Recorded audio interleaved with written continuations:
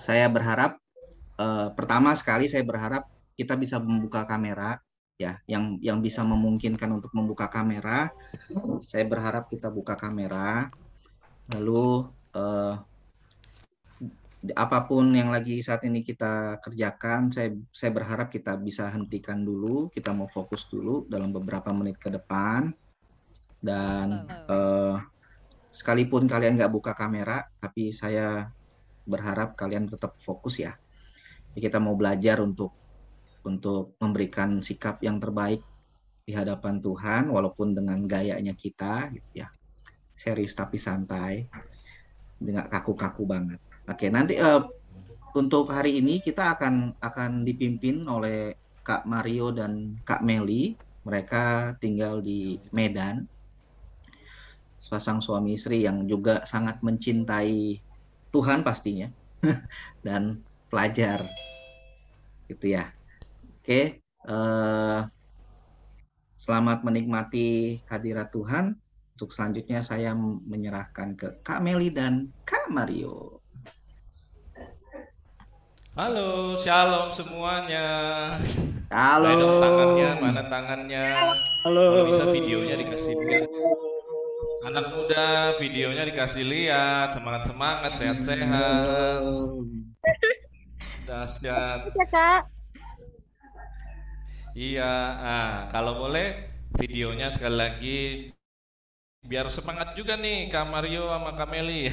Walaupun Kak Mario dan Kak Meli tetap semangat karena ada Tuhan Yesus di hati kita, amin. Yes. Nah, sebelumnya perkenalan ya, Kak Mario, Kak Meli tinggal di Medan.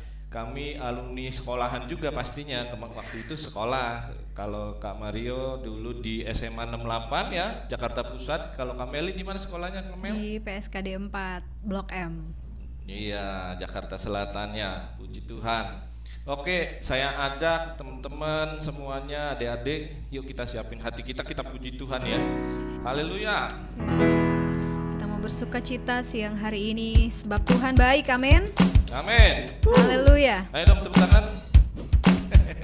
Mana tepuk tangannya? Kita memberikan yang terbaik siang hari ini buat Tuhan kita. Terima kasih Tuhan untuk kebaikan-Mu bagi setiap kami. Yes. Haleluya. Masuk gerbangnya Tuhan, bersuka di hadirat-Nya, mengagungkan Dia. Haleluya. Masuk gerbangnya. Masuk gerbangnya bersyukur dengan penuh pujian, bersuka di hadirat-Nya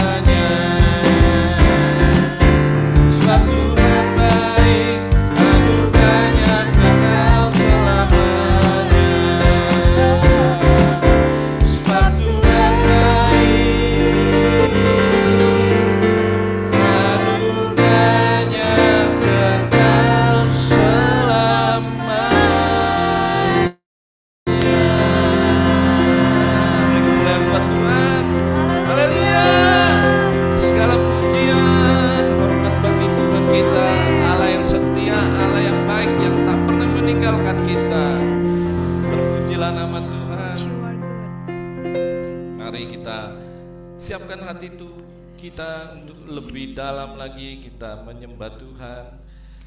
Makasih Tuhan. Dan kita bawa hidup kita sebagai persembahan yang menyenangkan hati Tuhan. Amin. Haleluya.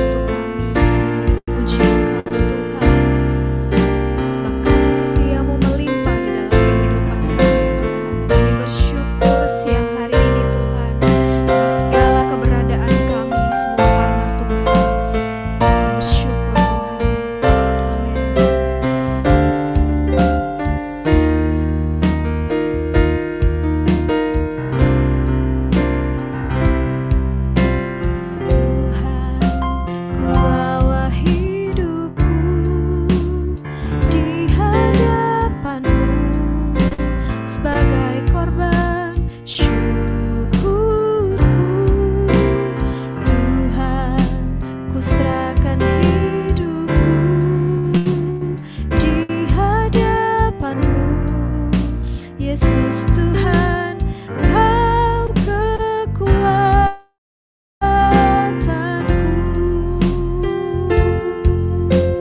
Tuhan, ku bawa hidupku. Tuhan, ku bawa hidupku di hadapan-Mu sebagai korban syukurku. Tuhan, ku serahkan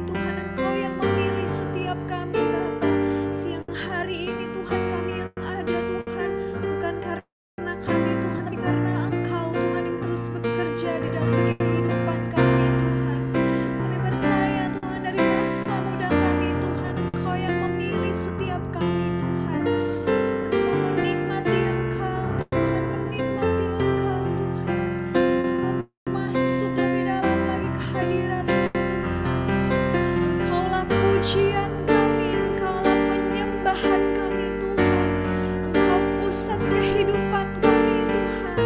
Terima kasih Tuhan Yesus. Haleluya, haleluya. Yesus.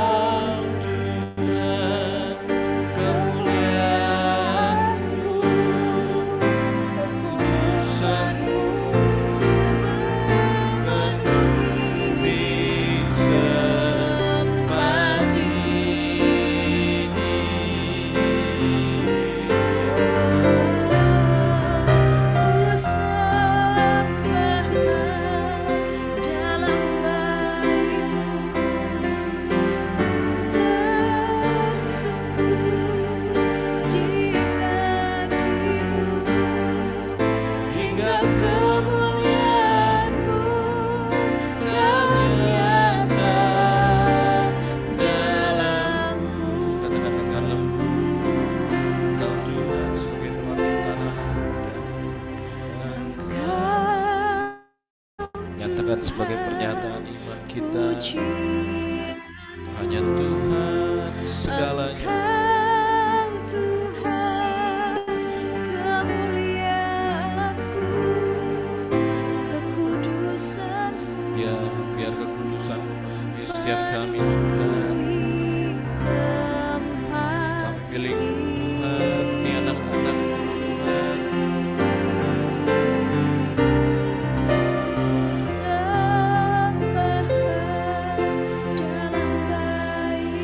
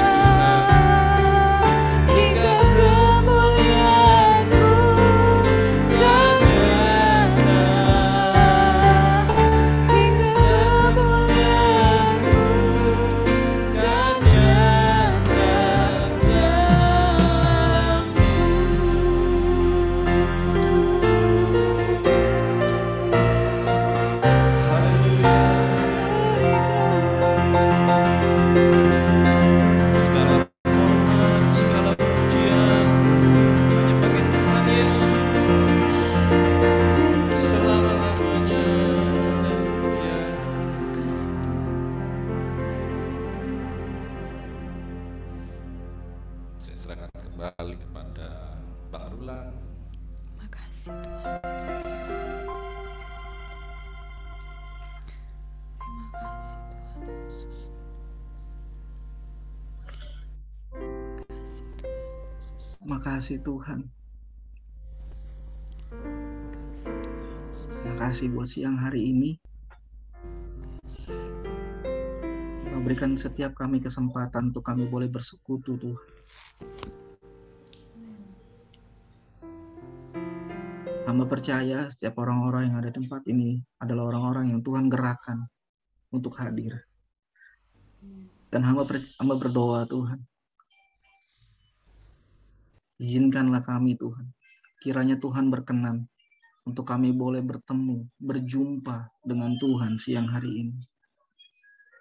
Kami ingin melihat, merasakan, mengalami kasih Tuhan siang hari ini. Siapapun kami tempat ini Tuhan. Kami mau menikmati Engkau. Sekali lagi Tuhan, izinkan kami, perkenankanlah kami Tuhan. Dan kiranya Tuhan berkenan untuk kami boleh melihat, mengalami, merasakan kasih-Nya Tuhan. Terima kasih ya Allah, terima kasih ya Tuhan. Kami mau share Tuhan, kami mau saling cerita satu dengan yang lainnya untuk kami boleh saling mengenal. Dan kiranya dalam beberapa waktu ke depan ini Tuhan boleh bekerja Roh Kudus-Mu dimanapun kami berada Tuhan, di tempat kami masing-masing. Engkau hadir Tuhan.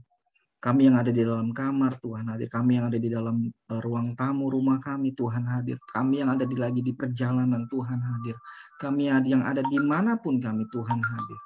Terima kasih Bapa, terima kasih. Kami berdoa dan kami bergairah, bersemangat untuk saling sharing satu dengan yang lain dan melihat untuk saling mengenal satu dengan yang lain, terutama kami mengenal Tuhan yang adalah Tuhan dan Juru Selamat kami. Terima kasih Bapa. Di dalam nama Tuhan Yesus kami berdoa. Amin. Amin. Oke. Suara saya terdengar jelas? Jelas, Mar. Mana teman-teman? Ada yang mau sharing dulu? Halo Kak Yohana, luar biasa. Wih, siapa itu? Yuk, saya mendorong teman-teman yang bisa membuka kamera. Kita buka kameranya biar saling kenal.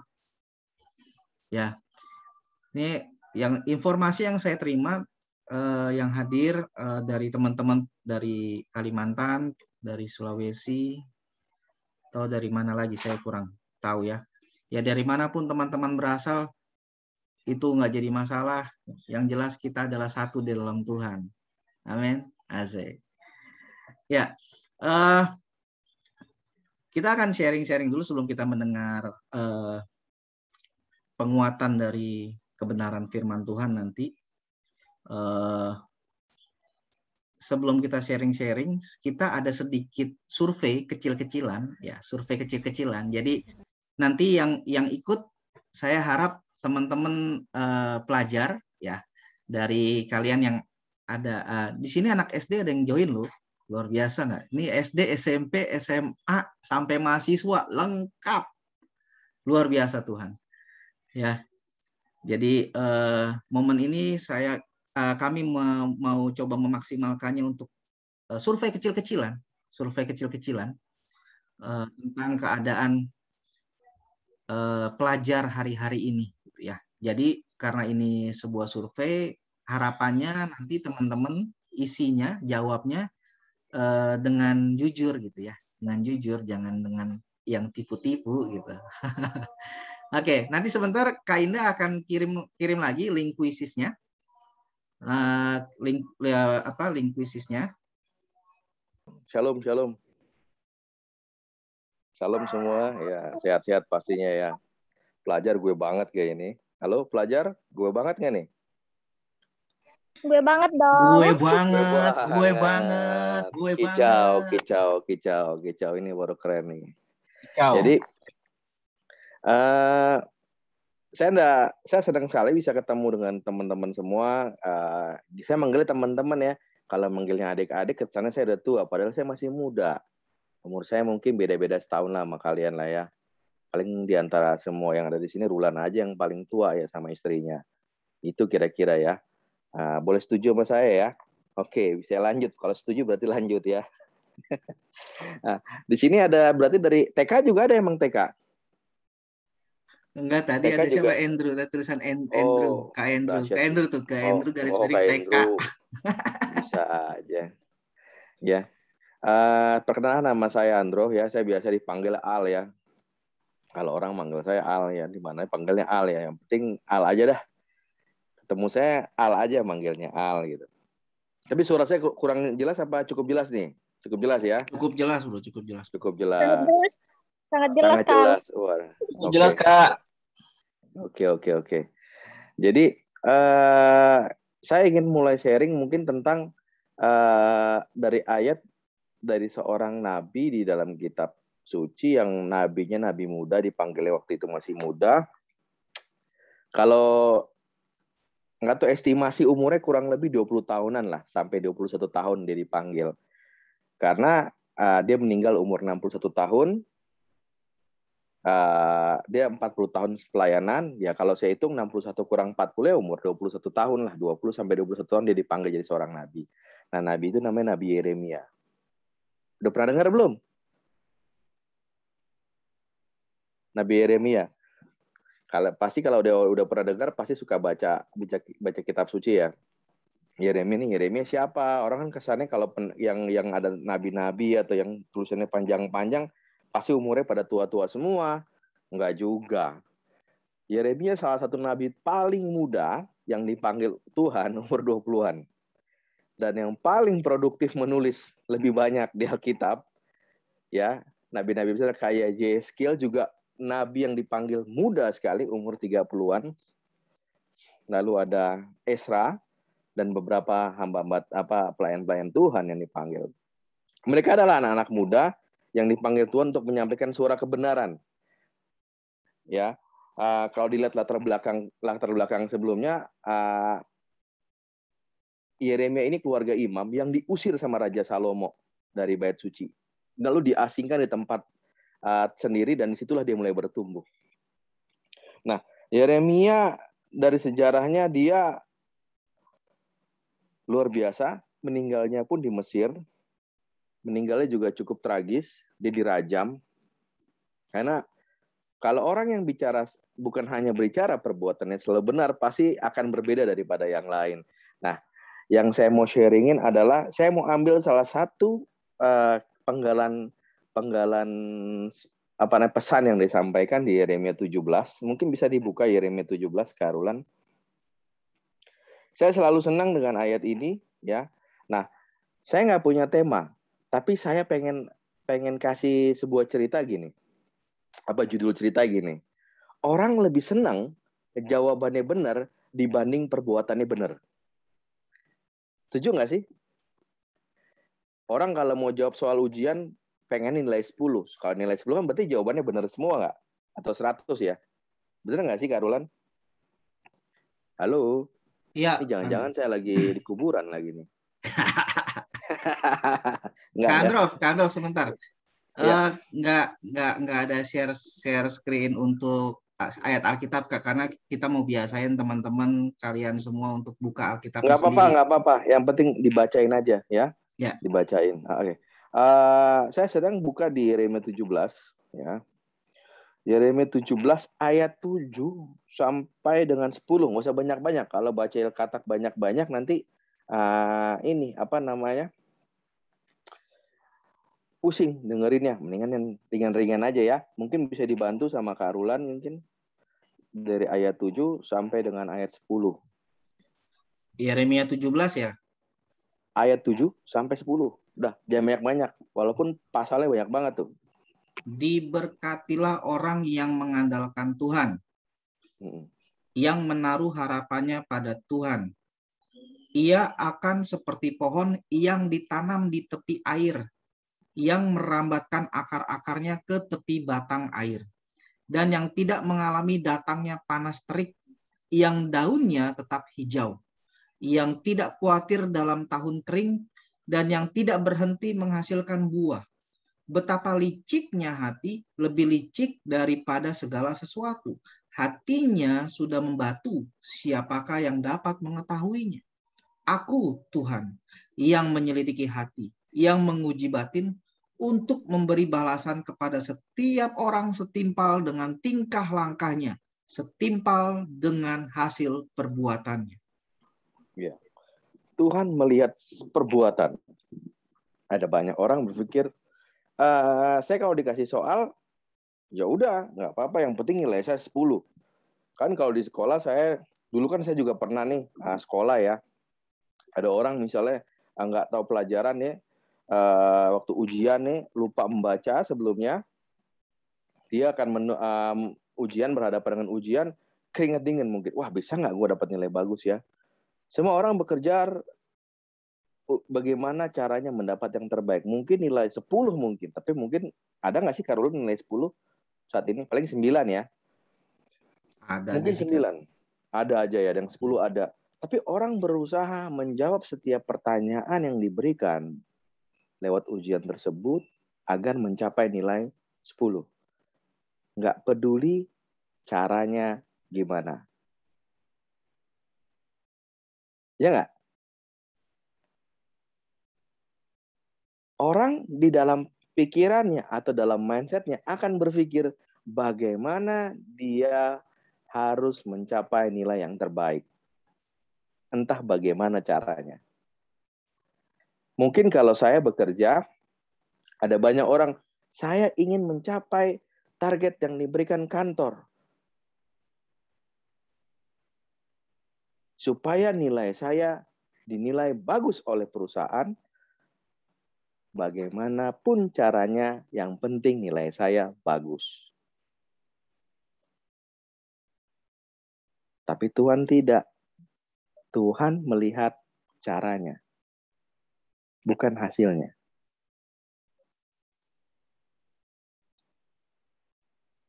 Beda loh ya. Waktu di sekolah, misalnya ada yang gue pengen capai sesuatu, yang penting nilai gue bagus, 10. Oke.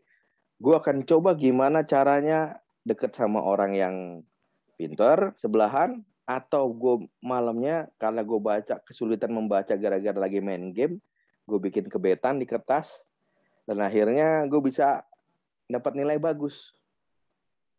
Pertanyaannya begini, kita sudah terbiasa dalam pikiran kita bahwa nilai bagus adalah angka keberhasilan kalau diri kita itu dianggap terbaik. Sehingga kebiasaan itu terjadi dari kita masih sekolah, sampai kita kuliah, sampai kita kerja. Padahal ada sisi lain yang kadang-kadang kita sebagai anak sekolah nggak melihat itu, bahwa itu lebih penting dibanding nilai kita.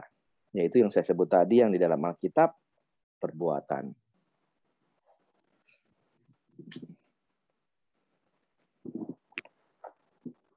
Apakah masih mendengar saya? Masih ya? Masih. Nah, orang bertanya, Kak, di Alkitab kan nggak apa-apa nyontek. Emang nggak ada ayat sih Alkitab bilang nyontek sih? Ada nggak sih di ayat Alkitab nyontek boleh apa enggak sih Kak Rulan? Kita kasih contoh nyontek supaya nilainya bagus. Ada nggak di Alkitab Kak Rulan? Saya belum nemu sih. Kak Rulan mungkin nemu duluan. Nggak ada. Belum nemu. Lalu ada yang bilang kalau nyontek itu nggak kudus. Apa hubungannya nyontek sama kudus nggak kudus? Karena di pikiran kita itu perbuatan yang salah. Padahal benar perbuatan nyontek adalah perbuatan yang salah. Tetapi gini loh maksud saya. Arti penting tidak menyontek adalah bukan itu nilai pembelajaran yang kita harus pahami, bahwa kalau nyontek itu nggak kudus.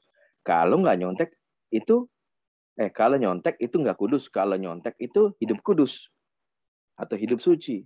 Bukan itu nilai pembelajarnya. Tahukah kita, kalau kita nggak nyontek, kita sedang membangun diri kita atau sedang membuat sebuah keputusan atas diri kita. Mungkin gini situasinya.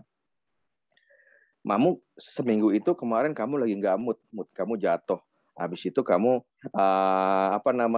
pas 2 hari setelah kamu mau ujian itu, kamu juga, aduh, kok habis mood jatuh, kamu nggak bisa belajar, pikiran kamu nggak tenang, kamu baca. Aduh, akhirnya pas di hari kamu mau ujian, kamu mungkin akhirnya memutuskan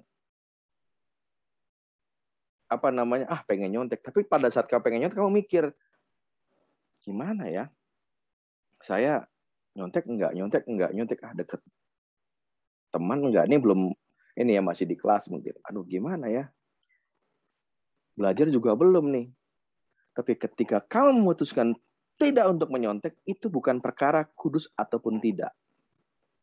Tapi sebuah keputusan, kamu ingin bertumbuh menjadi lebih baik. Apa nilai pembelajaran tidak menyontek? Yang pertama, kalau menurut saya, nah teman-teman bisa gali nih. Kalau saya nggak nyontek, saya belajar menjadi orang yang jujur terhadap diri sendiri. Penting nggak sih jujur terhadap diri sendiri kira-kira? Boleh nggak ada yang kasih feedback sama saya?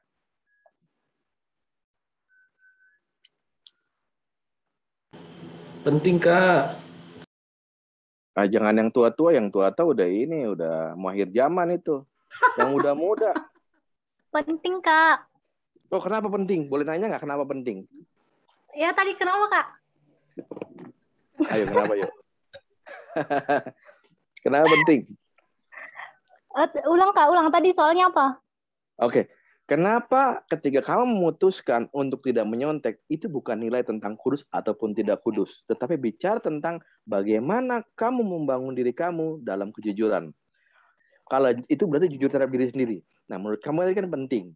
Kalau penting, kenapa penting?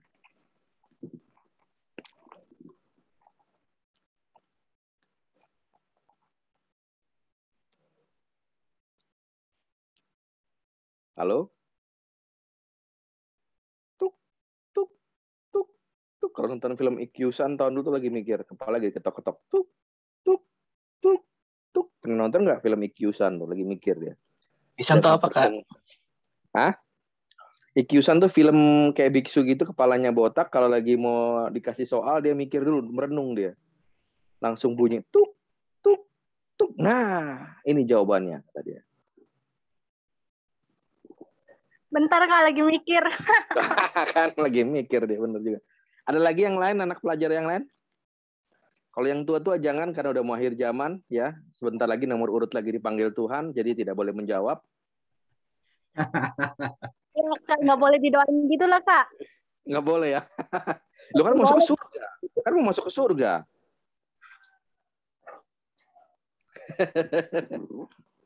Oke, ada lagi? Yang lain? Penting, Kak, menurut aku. Kenapa penting? Boleh sharing nggak? Menurut pentingnya buat kan? Pentingnya menurut aku kenapa memang harus menerapkan itu karena ya melatih kejujuran aja, karena kan nanti itu cuma saya kalau di dunia kerja kan masa mau bohong terus.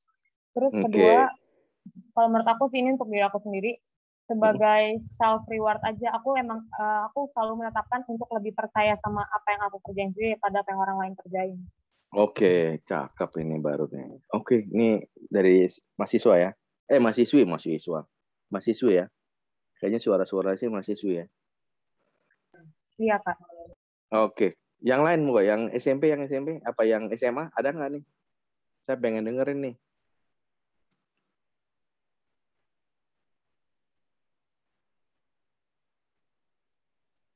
Waduh, ternyata suaranya udah pada hilang. Halo? Ada yang bilang penting? Ya, gimana? Silakan.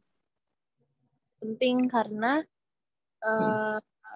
emang dari kecil emang kita harus diajarkan kejujuran. Jadi buat apalagi nyontek kan kalau kita bisa memacu diri kita sendiri dan membenarkan Tuhan. Oke.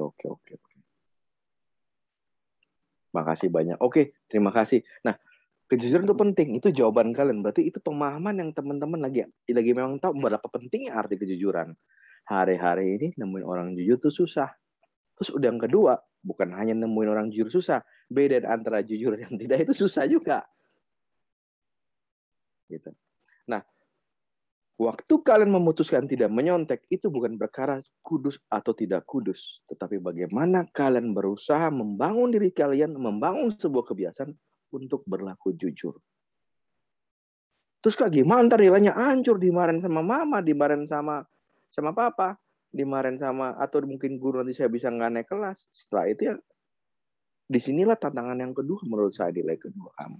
Kira-kira waktu ujian, kalau gagal ada hairnya nggak sih, Karulan? Ada. Ada hair ya, yang pasti ada hair. Nah ini menarik, ada hair.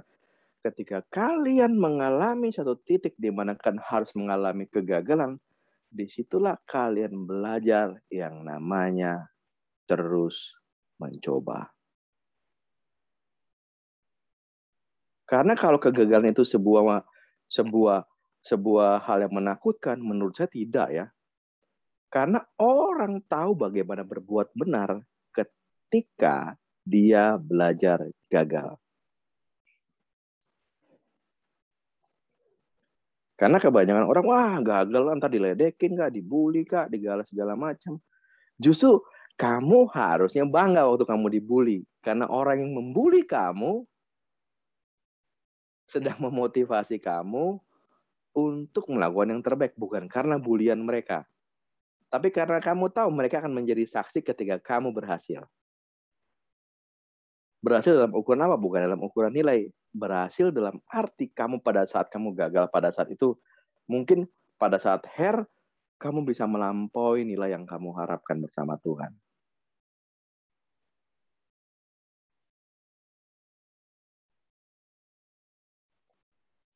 Oke, kita kembali ke ayat yang tadi. Berbahagialah orang yang mengandalkan Tuhan, yang menaruh kepercayaan kepada Tuhan. Ia seperti pohon di tepi aliran air yang merambat akar ke tepi sungai, tidak takut panas. Ketika panas datang, daun-daunnya tetap hijau, tidak khawatir pada Tuhan, pada tahun kekeringan, tidak berhenti menghasilkan buah. Ini yang artinya orang tadi ketika memutuskan, dia disebut mengandalkan Tuhan. Karena perbuatannya. Dia nggak termakan situasi yang ada, dia tidak merasa malu ketika gagal, dia tidak pernah merasa kalah ketika dia harus mengalami kegagalan, tapi dia melihat bahwa ada hal dari dirinya yang harus diperbaiki lewat kegagalan itu. Itu contoh ya tentang nyontek.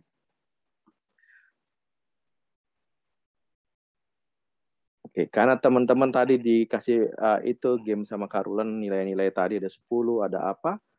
Ya kadang-kadang kita pengen, waduh, pokoknya nilai gue harus 1. Gimana caranya nilai gue harus 10? Gimana harus terlihat saya di depan? Padahal tidak harus kamu jadi pertama.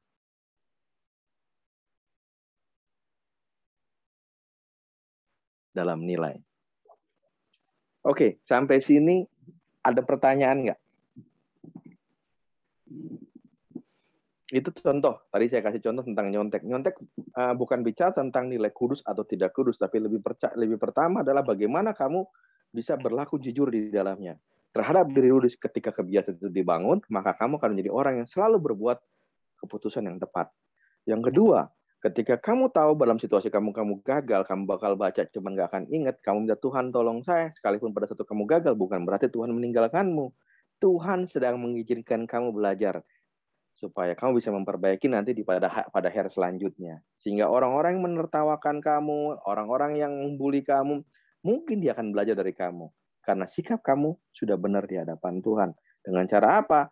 Kamu, Tuhan saya salah, saya gagal, tadi malam saya nggak belajar, saya lebih utamain game, atau minggu ini saya mutul, bantu saya, kuatkan saya, mampukan saya, di hari selanjutnya saya belajar lebih baik. Dan disitulah kamu belajar bagaimana kamu terus mencoba. Kamu terus mencoba. Karena orang yang terus mencoba, orang yang akan punya mental, nggak akan pernah bisa dikalahkan sama apapun. Sekalipun dia gagal menurut ukuran dunia, tapi dia nggak bisa dikalahin.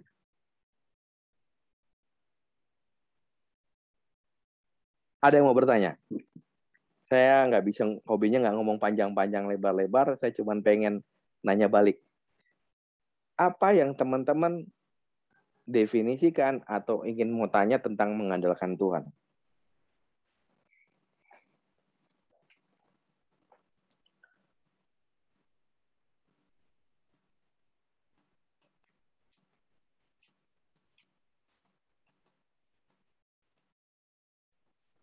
Ya, gimana teman-teman? Ada yang mau bertanya, diskusi? Jadi intinya ya ini ya bro, bicara tentang bagaimana membangun kebiasaan baik itu kali ya bro, sederhananya. Sederhananya. Karena kan ada banyak orang di kebiasaan hari-harinya, nilai adalah yang utama. Tapi cara bukan yang utama. Bener nggak sih? Mau caranya gimana nggak apa-apa, yang penting nilainya 10 aja. Karena fokusnya nilai ya. Iya. Bagaimana? Yang penting nilai gue bagus, yang penting gue jadi nomor 1, yang penting gue jadi hebat.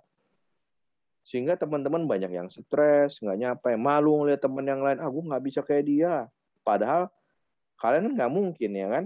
Kalau kata Albert Einstein, suruh ikan memanjat pohon. Atau monyet suruh berenang di laut.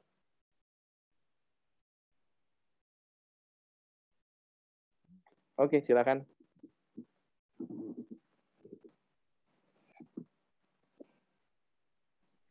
Oke Kak, jadi gini, jadi jika kita mantep nih. Jika kita tidak mengandalkan Tuhan itu berarti kita itu kayak tidak pernah merasa bersyukur dan merasa puas dengan apa yang kita punya Kak. Oke. Gitu nggak sih? Boleh, nggak ada yang salah. Terus.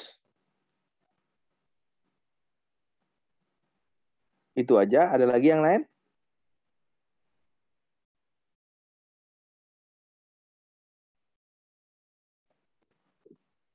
Wah, sepi ya. Oke, ada lagi nggak yang lain? Ada mau bertanya? Berarti di sini pentingnya juga kita sadar fokus utamanya apa? Mungkin di situ kali poinnya bro ya. Kalau kita ngerti fokus utamanya apa, maka kita baru bisa coba step by step ngebangun kebiasaan baik itu kali ya. Ya, karena kita harus pahamin, karena ini kembali lagi caranya itu penting. Cara lebih penting dibanding nilai. Kenapa? Karena caranya benar, pasti nilainya bagus.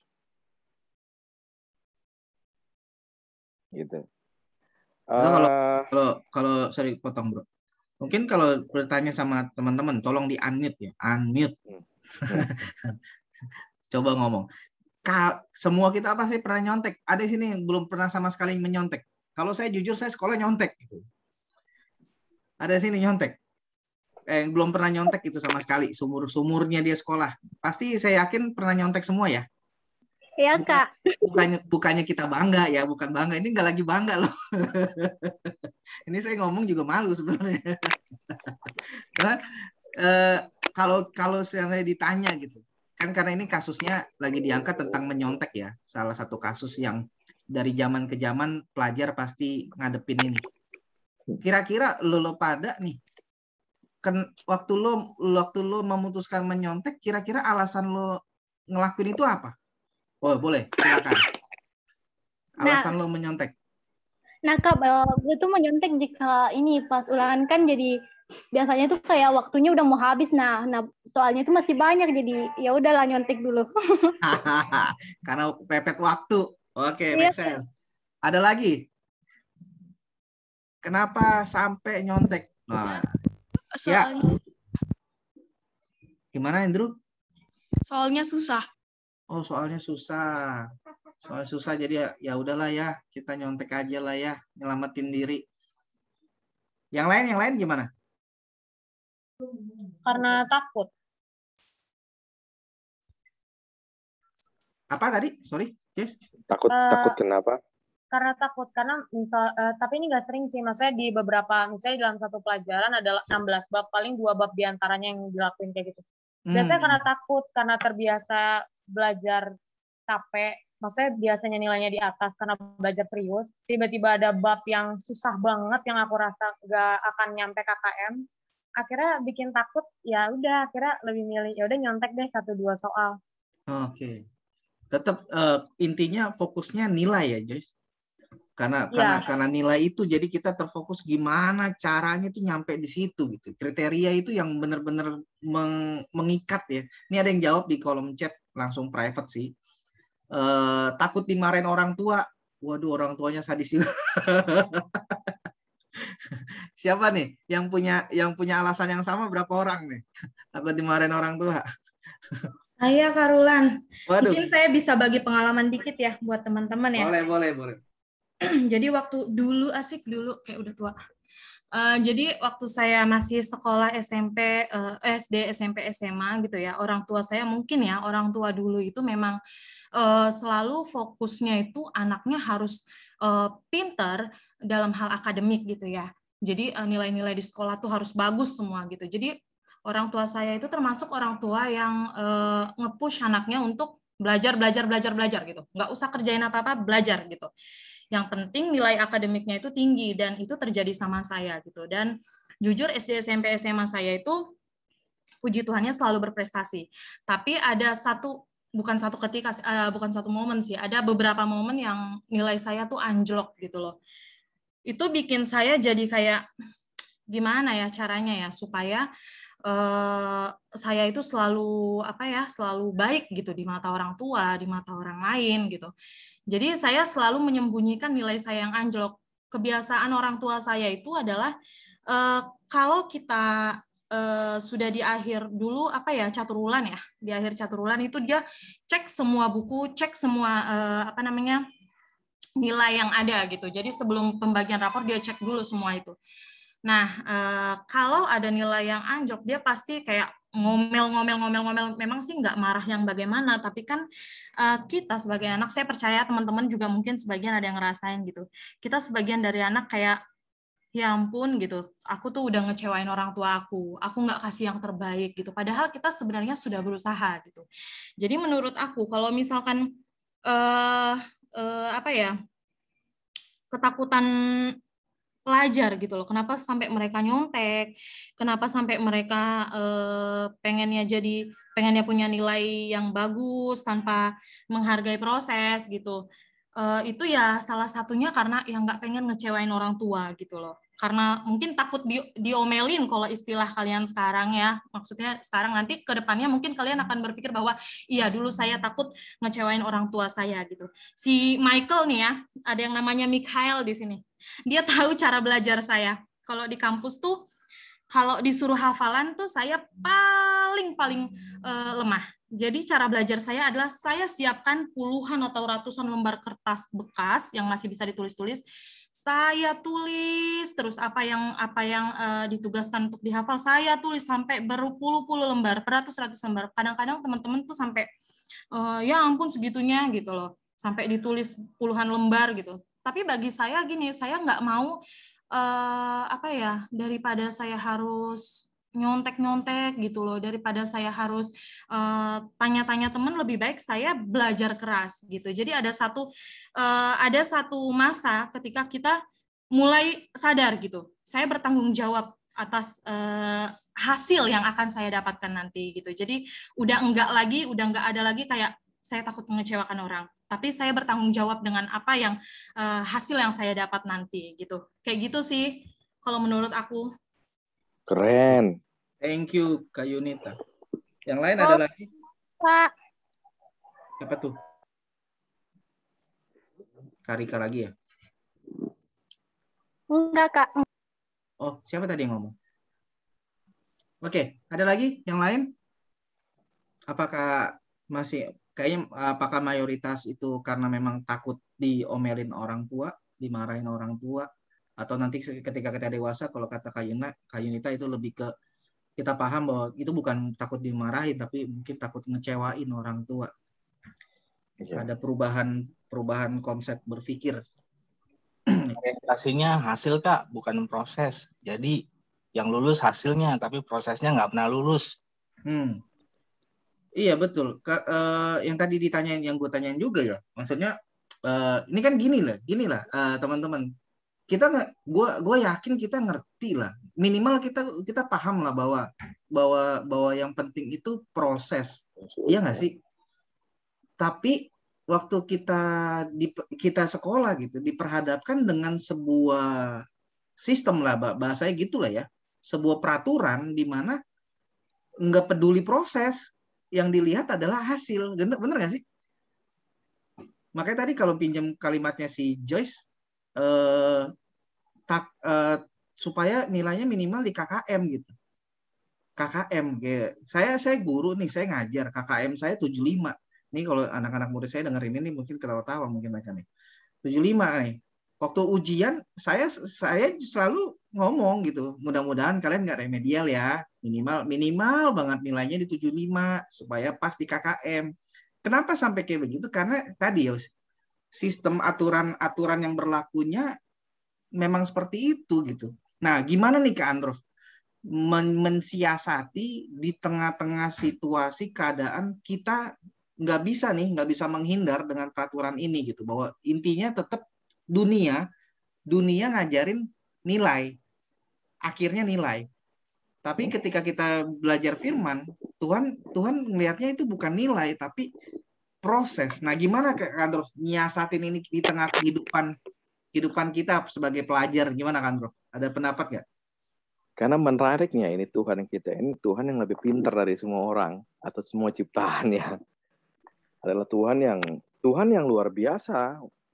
Tuhan yang luar biasa. Jadi gini loh, apa sih artinya mengandalkan Tuhan? Karena mengandalkan Tuhan adalah kita menaruh harapan sama Tuhan, mempercayakan sama Tuhan, segala sesuatu yang kita, bukan berarti kita duduk-duduk Tuhan gue ngandelin lo kerjaan soal gue ya. Nggak gitu juga ya. Tuhan, gue lagi ujian nih, ntar tolong titip, Tuhan nanti bisikin suruh malaikat ngomong ke gue ya pakai kancing ya, A, B, C, D, kan kayak gitu kan ajaran. Karena kalau ada kesaksian saya waktu dulu kumpul-kumpul doa, gue pakai kancing, Tuhan luar biasa, pakai kancing Tuhan luar biasa, saya bilang gawat ini, saya bilang Tuhan lagi dibawa-bawa pakai kancing. Ada lagi yang bilang ya banyak hal lah, tiba-tiba apalah kesaksiannya lah, hati gue tiba-tiba ada yang bilang jawabannya B. Ada lagi gitu. Padahal arti mengandalkan Tuhan bukan seperti itu. Ini contoh konteksnya dalam hal ini. Waktu kamu tahu bakal kamu gagal, kamu mengakui Tuhan, saya gagal. Saya mau memperbaiki. Jalan mana yang saya harus tempuh supaya saya bisa menang atas perkara ini. Tiba-tiba mungkin Tuhan kasih ingat. Contoh nih saya nih.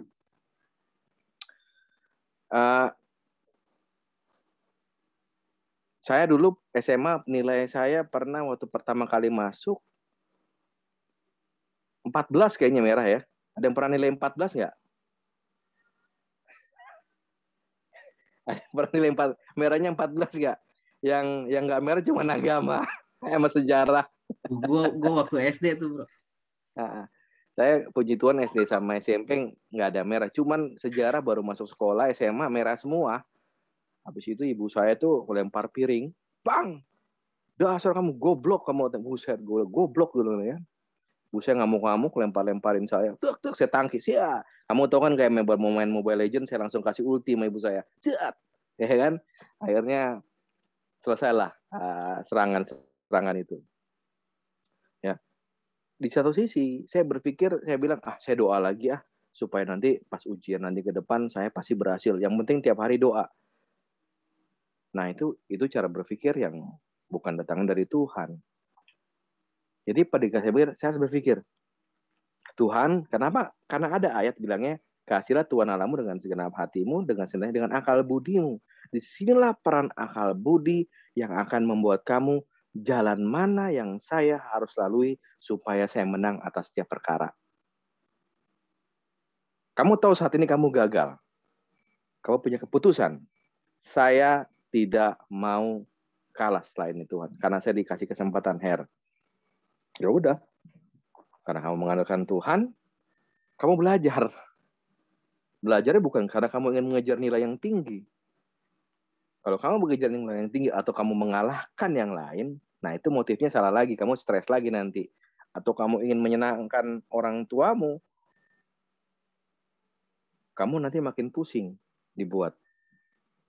Saya nggak melakukan itu, Tuhan, saya mau belajar supaya saya membuat satu keputusan di mana saya punya sebuah, kalau katanya tadi, saya membangun support system sendiri. Keputusan itu membangun support system. Dalam arti bukan support system itu, kalau bahasa support system banyak. Di bisnis ada namanya lingkungan, ada namanya, kalau di sekolah mungkin pendidikan, ada teman, ada segala macam. Kalau saya lebih lihat support system yang paling udah adalah diri kita sendiri. Ketika kita membuat sebuah keputusan yang tepat. Ya. Akhirnya saya putuskan untuk saya belajar. Saya belajar setiap hari Selasa atau mungkin Rabu atau mungkin setiap hari saya belajar. Habis pendalaman saya sediakan waktu setengah jam atau 1 jam untuk membaca. Atau mungkin latihan soal. Ketika saya belajar, itu sebuah kebiasaan yang saya bangun. Kan kebanyakan kalau belajar kan SKS semua ya, Karulan ya. Ya, Sistem kebut saya semalam. belajar. Iya, saya belajar ya terus. Saya ulang lagi apa yang saya lihat lagi apa yang saya lakukan. Nah, kebiasaan yang kalian bangun itu adalah bagian dari sebuah keputusan dalam melakukan cara yang benar.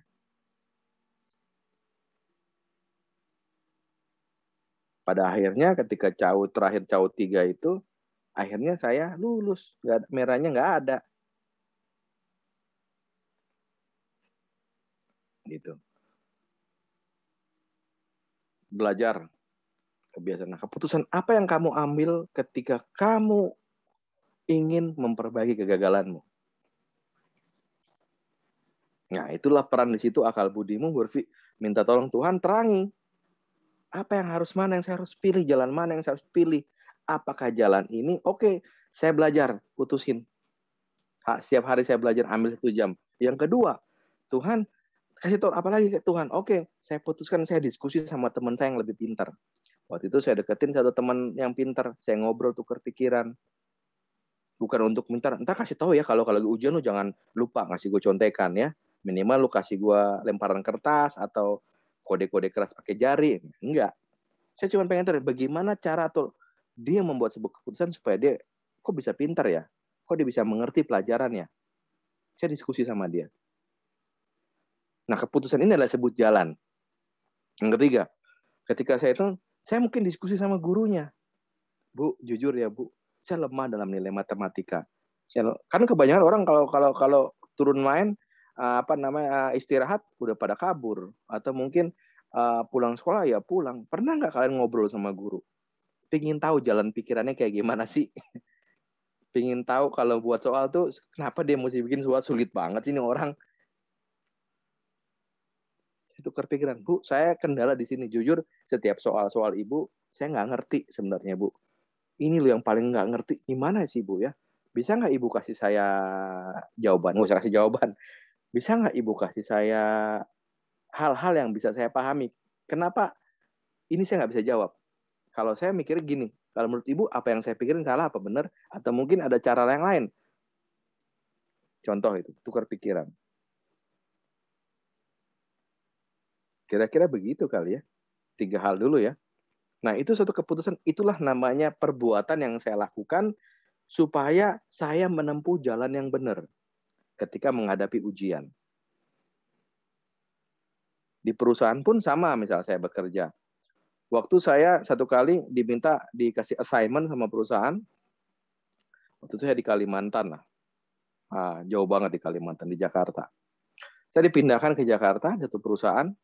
Baru masuk perusahaan saya disuruh bilang gini, Drof, ini gue bingung katanya direksi. Ini produk namanya produk repeat order. Kok rugi terus kita? Ketika saya ketemukan sebuah kesalahan yang atau perbuatan yang tidak benar, saya sampaikan. Walaupun saya harus berhadapan dengan puluhan, bukan puluhan lagi, banyak banget orang yang berkecimpung di dalamnya.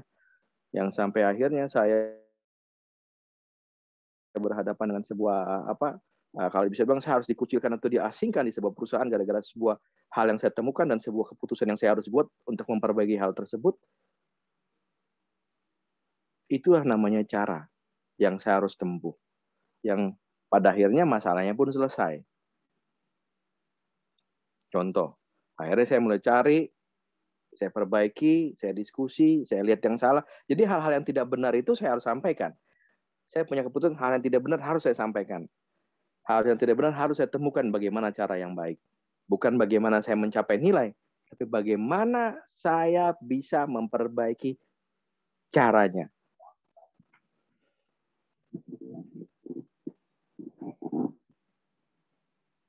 Jadi fokus saya yang pertama bukan mengejar nilai. Karena nilai otomatis ketika cara benar, nilai pasti benar. Pasti bagus. Yang kedua, ketika caranya benar, saya udah mulai putuskan ini ketemu cara, ya saya mulai putuskan bangun kebiasaannya. Karena kebanyakan orang kan pengennya semuanya serba instan. Saya lebih memilih bukan jalan instan. Kalau jalan instan didapat, maka saya pikir segala sesuatu yang instan akan melatih cara berpikir saya atau kebiasaan saya bahwa segala sesuatu dapatnya harus instan. Maka disinilah saya tidak menghargai namanya proses.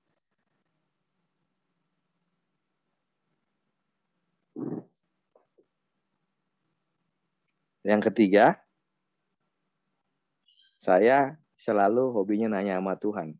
Sampai banyak hal saya nanya sama Tuhan. Nggak habis nanya sama Tuhan, saya nanya sama orang, saya nanya sama hobinya bertanya dalam arti. Tapi bertanya sama orang yang benar ya. Kalau masa tukang parkir kamu nemuin jawaban, nggak akan ketemu sama tukang parkir. Dia kasih tahu cara kode kamu belokin mobil, atur mobil mungkin bisa. Tapi kalau mau nemu persoalan perkara kamu, ya kamu harus ketemu sama orang yang tepat, yang pernah mengalami pengalaman yang sama.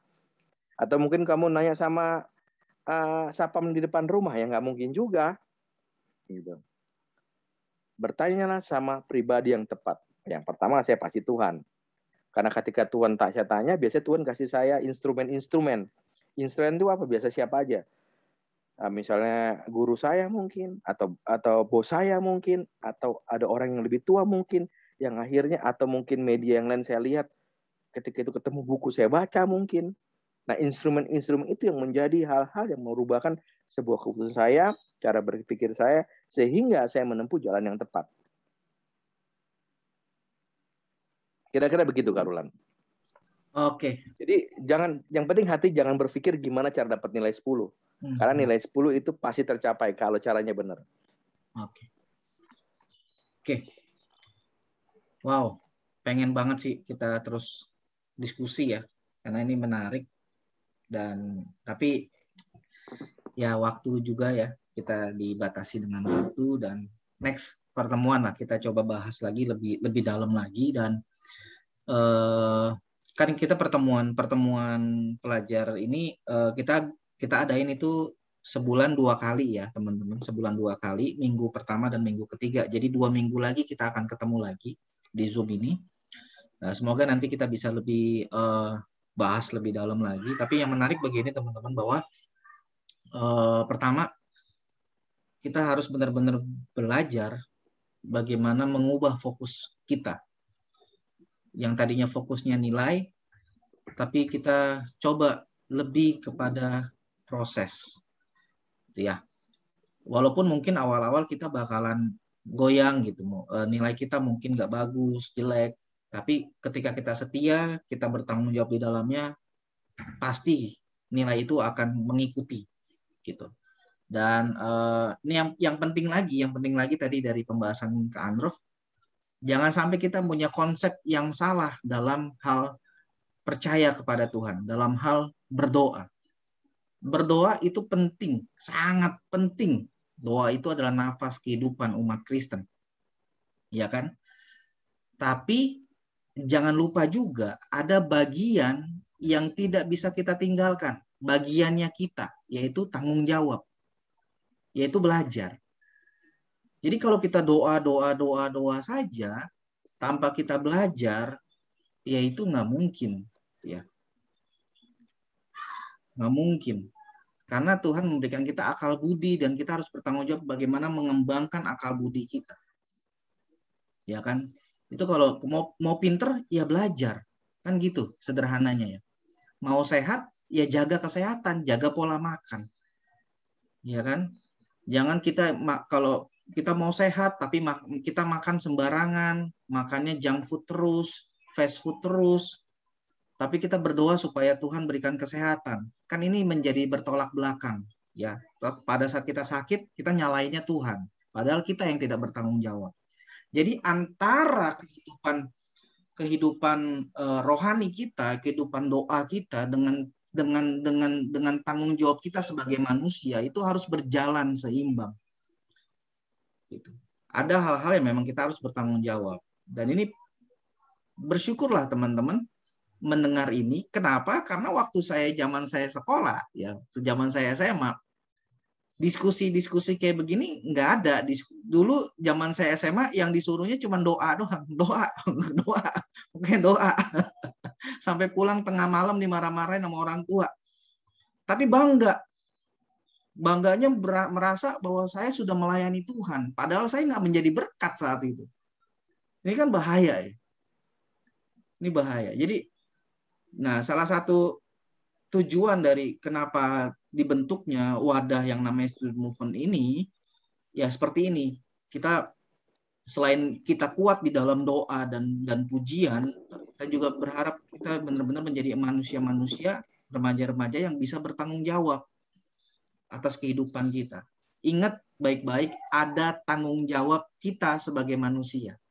Karena kita diciptakan Tuhan, itu include dengan tanggung jawab.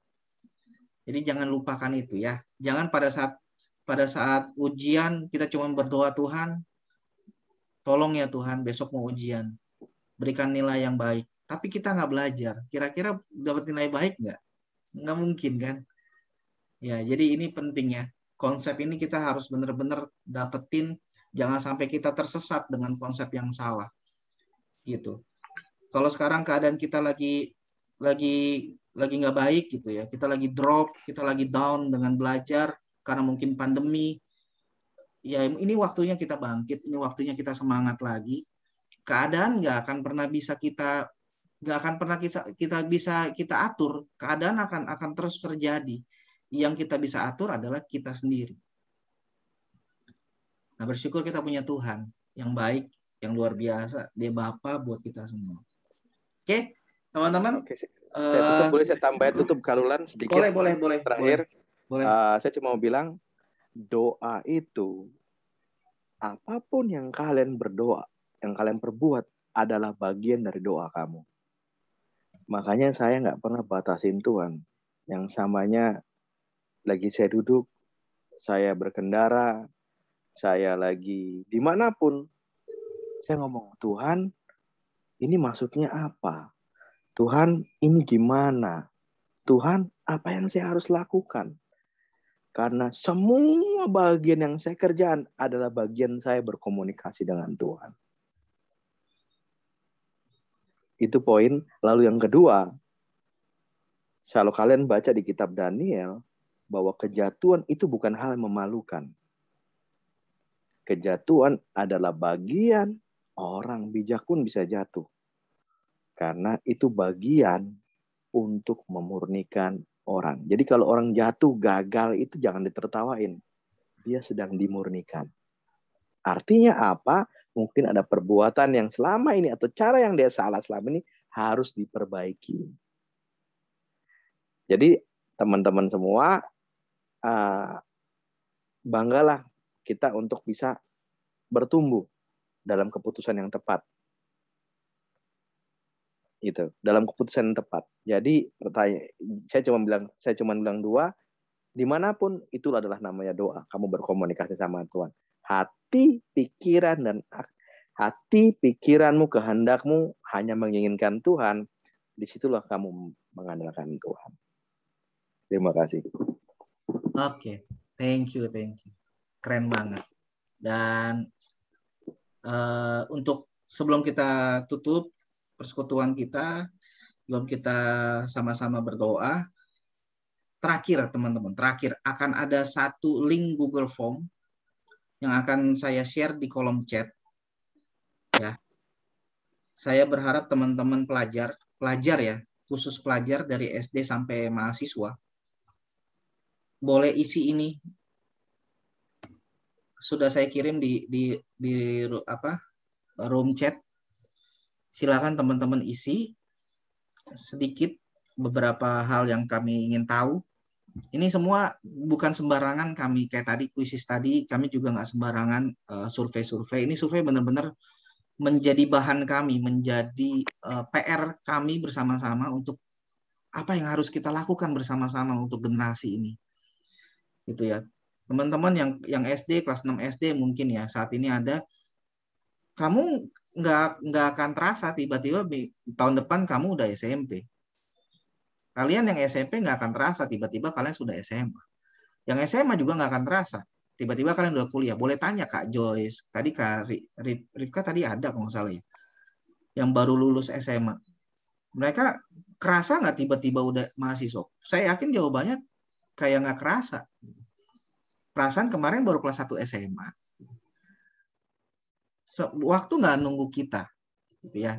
Yang kita harus lakukan adalah kita mempersiapkan diri kita menjadi manusia-manusia yang dikehendaki Tuhan. Ini penting. Jadi silakan isi teman-teman di link itu, ada di room chat. Kak Meli, Mario ada ini bisa ini nggak Kak Mel? Apalagi kerja ya? Bisa isi. Kak Mario satu lagu lah penutup Kak Mario. Dua. Siap. Ini gimana enggak? Tunggu ya. Oke, siap. Tahu.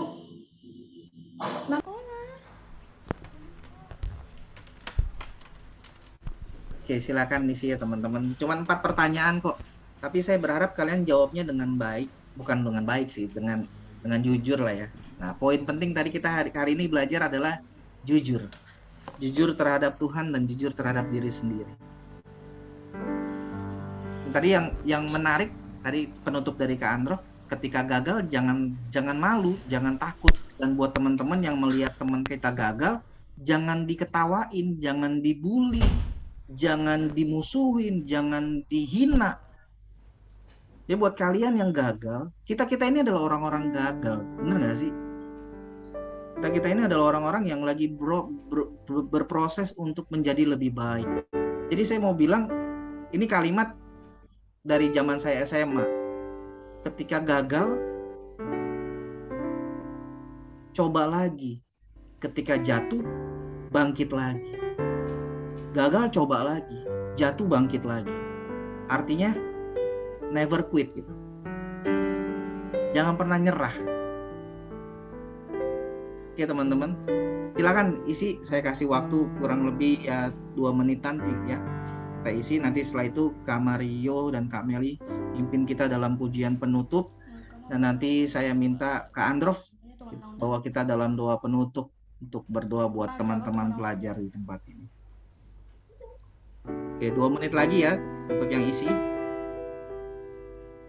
Terus sambil nunggu isi, mungkin ada teman-teman yang mau berbagi dulu dari sharing tadi. Mungkin apa yang teman-teman pelajari mungkin. Ada? Next pertemuan mungkin kita akan buat per kelompok lah ya, diskusi ya. Kita kan di sini ada breakout room. Kita akan coba breakout. Kayaknya kalau seandainya lebih small gitu, lebih kecil grupnya, bisa lebih enak kali ya ngobrol-ngobrolnya gitu ya. Jadi mungkin next pertemuan 2 minggu lagi kita bisa buat breakout room ya, kita bisa diskusi lebih enak. Biar nanti yang laki-laki bersama laki-laki, yang para perempuan-perempuan bersama dengan para perempuan-perempuan. Karena kalau laki-laki dan perempuan lebih enak kalau seandainya masing-masing itu sejenisnya kalau untuk diskusi, ya kan? Bagi teman-teman yang belum join di grup WhatsApp grup Student Movement, itu di akhir kalian submit dari Google Form itu ada link grup WhatsApp-nya.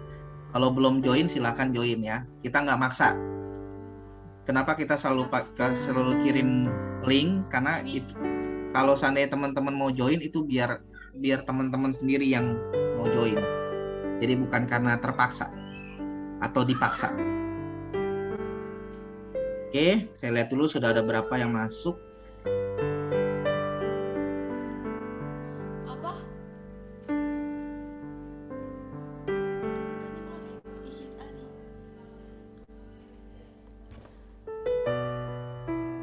Belum nih, belum ada yang submit.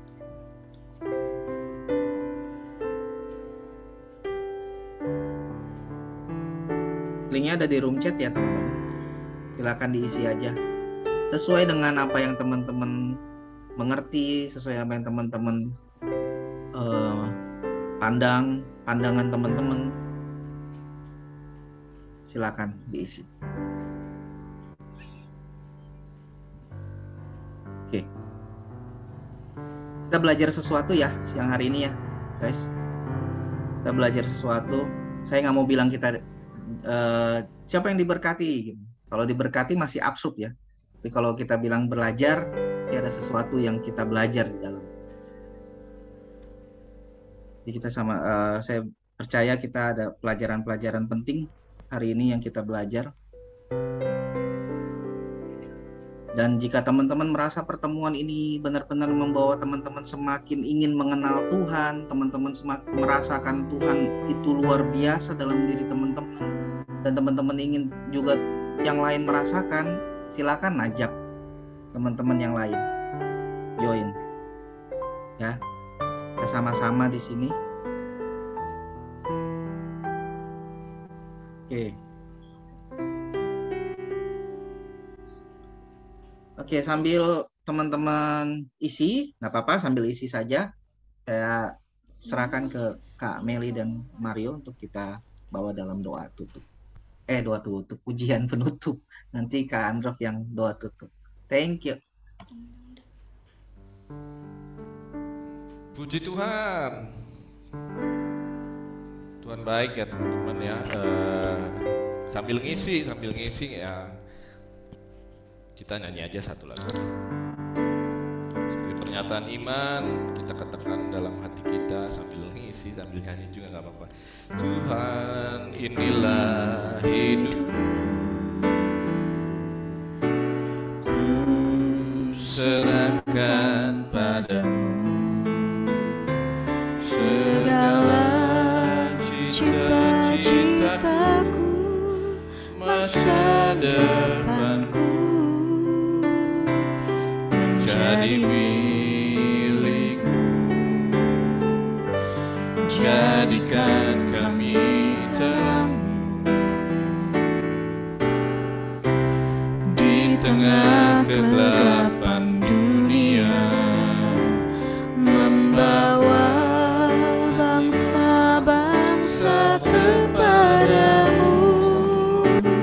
Tuhan, ini kerinduanku bagimu Tuhan, seluruh hidupku. Pakailah Tuhan bagi kemuliaan-Mu, genapi seluruh rencana-Mu sampai bumi penuh kemuliaan-Mu. Ini kerinduan kami Tuhan dan doa kami Tuhan, inilah hidupku, ku serahkan padamu segala cita-citaku, masa depanku, menjadi milikmu. Jadikan kami terangmu di tengah kegelapan dunia, membawa bangsa-bangsa kepadamu.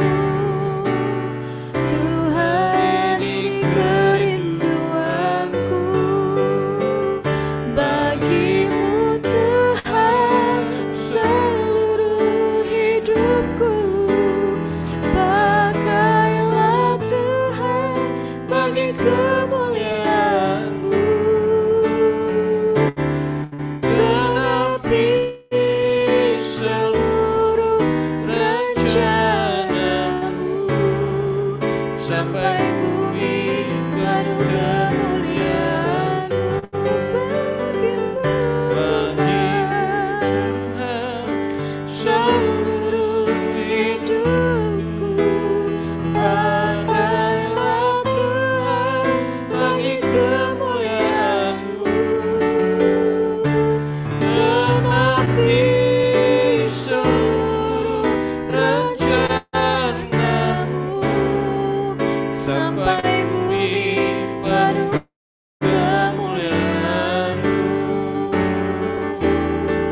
Sampai bumi penuh kemuliaan-Mu. Sampai bumi penuh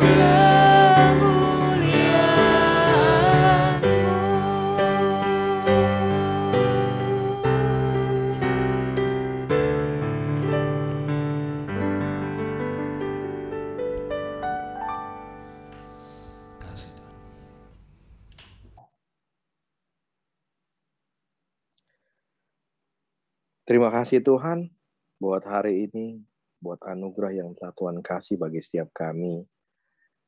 Firman-Mu telah kami bagikan, kami diskusikan bersama-sama, biar setiap kami sungguh-sungguh mencari Engkau Tuhan. Sungguh-sungguh menanyakan jalan-jalan-Mu Tuhan. Sehingga kami boleh melakukan apa yang berkenan di hadapan-Mu Tuhan. Terangi hati, akal budi kami, jiwa kami dengan kebenaran firman-Mu. Sehingga perbuatan kami adalah datang dari-Mu saja Tuhan. Terima kasih Tuhan, berkati setiap kami semua, berkati setiap generasi ini Tuhan, biar kami semua menjadi bagian dalam memuliakan nama-Mu Tuhan, sehingga banyak orang boleh datang mengenal-Mu. Terima kasih Tuhan, kami berkati setiap orang tempat ini dalam setiap pergumulan. Kami percaya Tuhan bahwa kami akan menang dalam segala perkara, sehingga kami memiliki hikmat, kami memiliki kebijaksanaan yang datang daripada-Mu.